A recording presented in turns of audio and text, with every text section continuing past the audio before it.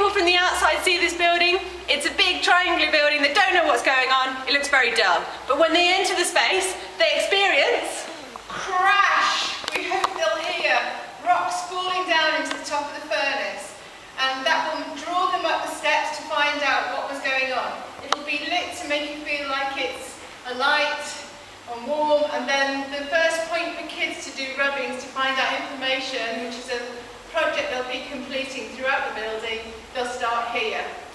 If you look down the side of the wall, there'll be a projection, a cross-section of the furnace so that you can see how it would be lit and what was actually dropping into it, the lime, the iron ore, the coke, etc.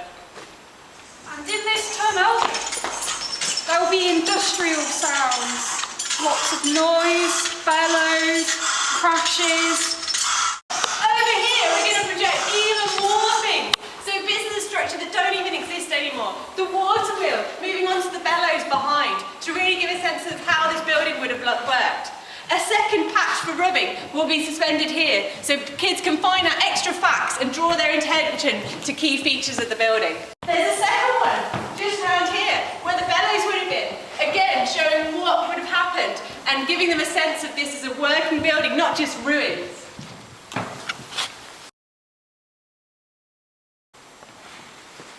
And here is really almost the grand finale. It's what happens when all this is heated and melted out the other side.